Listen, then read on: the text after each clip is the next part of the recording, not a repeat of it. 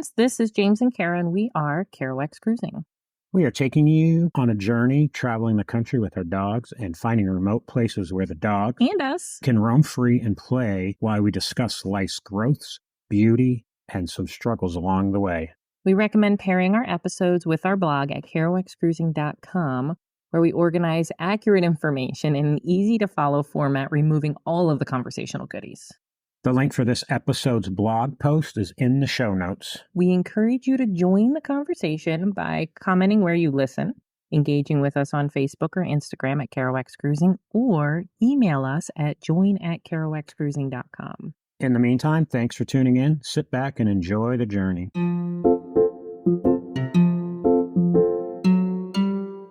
Good morning. Welcome to Kerouac's Cruising. This is James and Kara, and we're on our road trip home from Sandpoint, Idaho, leaving Ocean Lake, Wyoming on our couple-week venture to home.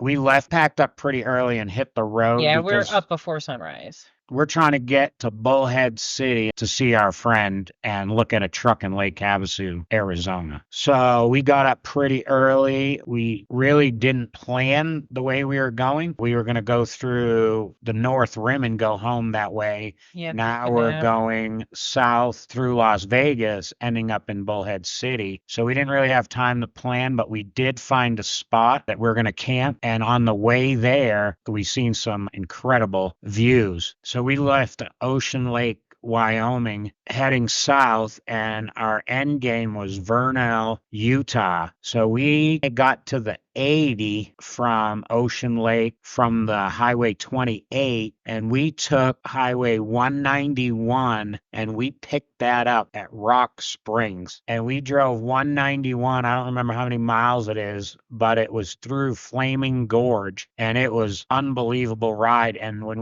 I was looking at it, I was a little scared about driving the truck and trailer through this road because of how windy and hilly. So before you take this road, just know that you really want to make sure your brakes are working. There is some really, really uphills, and then there's some really, really steep downhills with a lot of S corners. So it was a great ride. It was absolutely beautiful. It was really beautiful. So we ended up in Vernal, Utah through that road, but we went by a dam. Yeah. Over a dam. There was just tons of scenery going through there. There's beautiful mountains, beautiful, like you said, windy roads. We're watching the foliage change, lots of canyons and cliffs. But it was, beautiful ride. And I mean, it probably starts before you get into Utah. But once you get into Utah, man, it's just like everything's red rocks and beautiful. And, it's been a beautiful drive the whole way. But there's something to be said about the gorgeous rocky landscape that we got to witness. So that was really beautiful. We stopped in Vernal. We had to go to Walmart. We had gotten enough supplies for the whole rest of our trip. However, in Cody, when we were in Red Lodge, our friends, they had a bed for us to stay on, but no mattress. We stayed on our air mattress. Norman jumped up on our bed, full force, leaped up all feet and landed all in one big poof, put a hole in our air mattress. So we had a backup air mattress, and the backup air mattress had a very, very, very, very, very, very, very slow leak. Like you would wake up and you'd be kind of sunk in a little bit and it was okay. So we knew when we went to Cody that we probably needed to get an air mattress, and then we didn't. And so then the first night in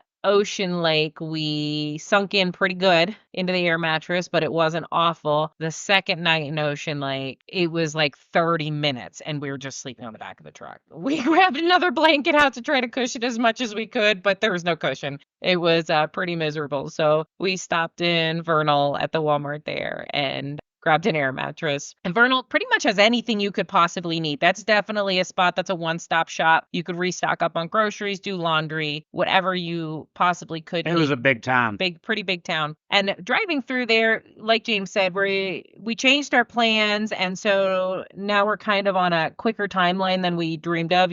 We've mentioned in quite a few episodes, we really don't like to drive more than 4 hours a day. 6 is kind of our max. And we're going to push in that, unfortunately, for the last leg of our trip, just because we've got a deal that we just don't want to miss out on looking for this truck and seeing our friends. One of the things happened, we got to Vernal and we camped right outside of Vernal. But one of the things we ran into is we're on our way home, so we're not used to the heat. Yeah. We're in a smack dab of a heat wave. So Utah, where we thought it was going to be fall, because this is like first week of October, and we think the weather's just going to be beautiful and cool and nice camping, it's 95, 97 degrees. So we set up camp at Vernal, McCoy Flats. Great spot. A lot of people there. Beautiful, so beautiful. The dogs had a great time. Norman loved it because he was getting a sense of being at home. Yeah, like chasing bunny rabbits, so that's for sure. And it was just desert, you know. He was like, oh, we're almost home. Not too many trees, desert, landscape, but they had some primitive campsites pretty much already set up. We found one right behind a big banking, so we were pretty private, and the dogs got to be off the leash, run around. We got to that camp super early because we had to get on a call at 4 o'clock for the Together We Rise book coming up. So we got there at 2 o'clock, or I think we got there at 1:30. And it was crazy because we were messed up on the time zone. We thought the call was earlier than it was, and then the call was later than it was. So we did this mad rush. We're like mad rush cooking because we hadn't eaten anything all day. So we're like trying to cook. Hangry. We're getting grumpy. And so we're doing this mad rush to cook. We get the computer all set up, and then like nobody's logging on to this call. And we're like, what's going on? And so then I like math it back. And James is like, I thought it was weird when you said that it was an hour before rather than an hour after. And so, yeah, so we ended up having plenty of time to relax, whatever. So we actually enjoyed the campsite a little bit because we thought we were going to be on this call, but we ended up eating. So we mad rushed to eat. And then we're like, okay, so then we got to hang around. The call went super quick, and then we hung out with the dogs, walked around. And then we went to bed fairly early, pretty much it's dark, and got up at dark and left our campsite. Oh, yeah. Dark, what time did we get up? Like 4 a.m. or something? I am not sure if it was 4 a.m., but it was dark. I think we were probably getting on the road at 5. The stars were beautiful, that's for sure. So we're pulling out of McCoy Flats, and I am wondering what the bejesus is going on because I can't pull out. There's so much traffic is coming out of Vernal, heading south. Rush hour. I was like, what the heck? The only thing we could come up with is because now we get on this, still on 191. We're taking 191 pretty much south, and we're heading south on 28 to get to the 70. So we're on this crazy back road, can't pass, again, really scenic. So if you leave Vernal and you stay on 191 and then you take a right down 28, it brings you to the 70. That road was, believe it or not, pitch dark in the morning. We're leaving, and it's just wall-to-wall traffic. It's so crazy. We get down maybe just at daybreak. Then we get stuck behind road construction, and we sat there for a long time, it seemed. They were just setting up, so they weren't really working. They're just moving stuff around. And that was 30, 40 minutes. We got this early start to make a lot of progress. And we're stuck behind oil riggers and road construction all the way to the 70. I mean, it seemed like you couldn't go more than like 35 miles an hour most of the whole drive. No, good scenery, it was but a lot of oil pumping going on up there. I didn't realize they were pumping so much oil up there.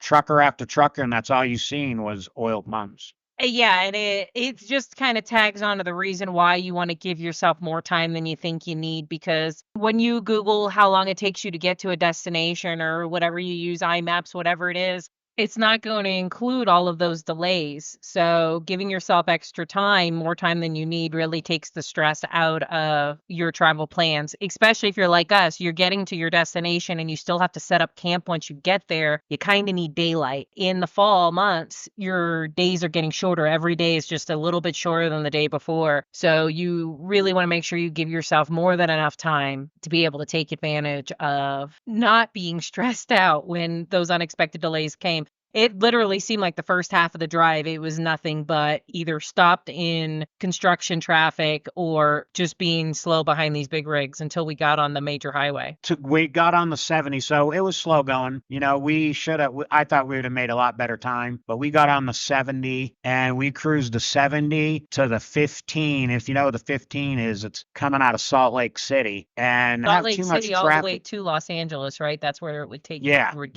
We took the 70, no traffic. We got on the 15 and we're heading to Mesquite, Nevada. So we get, and mind you, no air conditioning Yeah, we have in a our black truck, vehicle. but no, we don't usually need air conditioning, so it's never been that big of an issue because we live in the high country in northern Arizona and or we're in Idaho. So when we bought this truck, it was a backup truck. It wasn't our primary driver. And to fix the air conditioning, it would cost about half the amount that the truck is worth. So that seems silly to do. So here we are driving through southern Utah at 90 something degrees. That day there, when we stopped and we're near, Delayed by traffic all morning, so we're hours delayed for what we wanted. yeah, I was trying to get to Mesquite, Nevada by noon to beat the heat. We were so delayed. I don't think we pulled in there till 3:30 and the temperature was a whopping 107, 109 degrees. So we stopped at a Maverick, super, super hot. Obviously, I'm filling up the Yeah, gas, in St. George. and Kara thinks she's gonna die I got ice because the cream.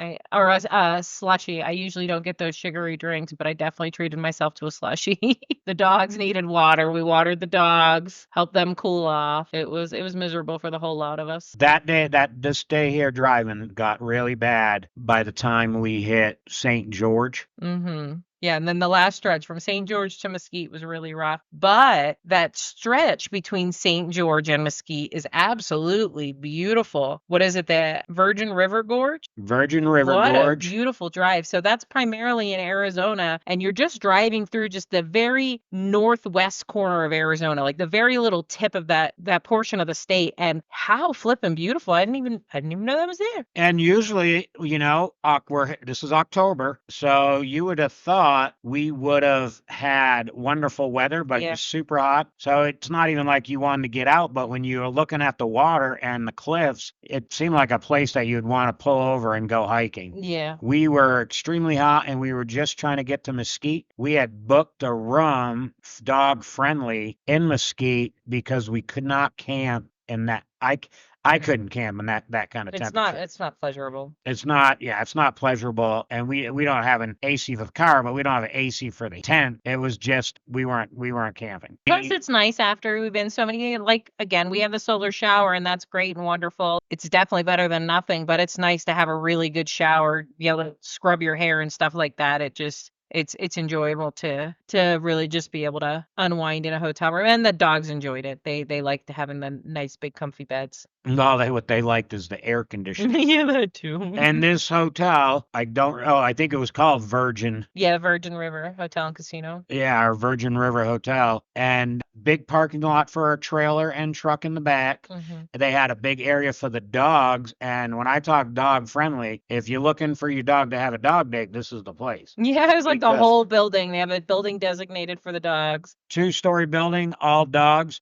I took the dogs out at 10 o'clock at night for their last bathroom break, one at a time. And thank God I brought them one at a time because there was 5, 6, 7 people all walking their dogs in this huge area they have in the back that's all sand. So there was a rabbit we seen. So dogs on leashes. So our dogs were on leashes. But the hotel was pretty good. We got up the next day early again to beat the heat because now we're in Nevada and Yeah, we got right it's through Las straight Vegas. heat wave in October hitting 107 at our friend Bullhead. Lonnie's house. It was and disgusting. looking at this truck in Lake Havasu, which is also 107. So we got up super early and hit the road. In October. We got up super early, hit the road, and we were at our friend's house because it was only a few hours, and we were at our friend's house by 9:30 in the morning in Bullhead City. So some of the key places we went through is out by Vernal. They have Dinosaur National Monument, which we would have liked to go see, but we didn't. And then we had on the way to Vernal, we had the Flaming Gorge. So I just wanted to make sure these are the key spots that we were driving through that we really didn't stop to really investigate. We just looked out the window. And then the Virgin River Gorge. They were like the 3 spots that would have been kind of touristy to see, but it was still a great drive. Yeah. It's just we're just getting to see places. We never been through that part of Nevada and Arizona. I would love to go explore that more, and I definitely would like to explore the Dinosaur National Monument and Flaming Gorge in Utah. Other than that, Well, we started looking a little bit more into the 191 because We are definitely finding that a lot of this drive, we've spent a lot of time on it, is really scenic and beautiful. So that 191 actually comes from Bozeman, Montana, and it goes down into Yellowstone and continues south. So it's a really scenic road all the way through. So definitely, if you're just into taking nice scenic byways, I think the 191 is a really great, and it's through lots of national forests, so plenty of dispersed camping as you drive through and down. We definitely will I will take that 191 from Vernal all the way up to Bozeman. We'll do that trip. Obviously, in the winter, we can't do it, but in another summer trip to my son's, we will take that way because there was a lot of scenery. Well, more than likely. I mean, I don't know when, because if you've heard our 6-month episode, we've got a lot of stuff on our docket and dreams and plans, but definitely would like to spend a lot of time in Utah, exploring around Utah. It's insane how beautiful that state is. So we landed at Bullhead City. We've talked about our friend Lonnie before. He's waiting for a lung transplant, and we showed up. We helped him out a little bit. And the next day we were there, we drove over to Lake Havasu and looked at this 2014 Dram 2500. We went ahead and bought it, and it was a nice ride for one of us because we had AC. Yeah, no, it's a good truck. It's definitely what we need for our adventures going forward. For that trailer, whenever we manage to get our hands on one, we'll be able to tow plenty of power, plenty of room that's so super spacious, plenty of storage. It's going to be a great truck to fuel our adventures moving forward. We're really excited about it. So we left Bullhead and we headed home and had the venture of getting home and setting the house back up. And I think we're going to bring that to you in another episode. We probably secured the house too much. So we'll have to bring you that episode then. But we made it home. You have to stay tuned for next week. Yeah, we're home now. And we're back at the Grand Canyon. It has snowed out here since. The weather's in the 50s. We've gotten everything. We've got all the seasons since we've been home very quickly. Yeah, we first got home. It was still a little part of that heat wave. I mean, it was in the 80s in the second week of October, which is really weird for us. And then we got snow. Yeah, then we got within a week after that. Yeah. And then it's been pretty cold since then, but not cold. Nice. No, it's beautiful. Fall. Sunny, 50, 60 degrees. The lows at night are 20 and 30. The leaves are just starting to change. It's really beautiful. So we did that trip, them 2 days. Really, it was more driving than we're used to. So it was 3 days of driving, but one of the days was normal because we had that call, 6 hours.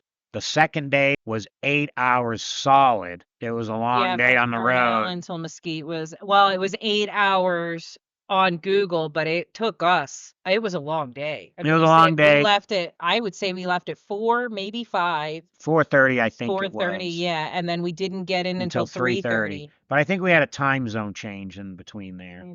But it doesn't matter. And then the next day to Lonnie's, it was just 3 hours, and we did that super early, and we beat the heat. So that was our trip, and we have a new truck, which is, new to us. Yeah. So that's exciting for us, and we're ready not to tow a utility trailer, but a camper trailer behind my new truck. Till next time. Thank you. Love you. Bye.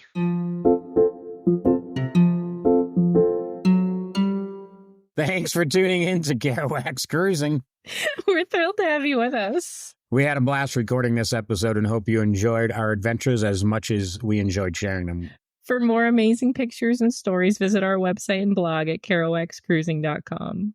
And join the conversation on Facebook at Kerouac's Cruising or email us at join@kerouacscruising.com. We'd love to hear your thoughts and suggestions. If you enjoyed this episode, please consider liking, subscribing, and leaving us a review. Your support helps us reach more listeners and allows us to continue sharing our travel experiences with you. It's a generous favor that means the world to us. Thank you so much for listening to Kerouac's Cruising. Until next time, happy travels.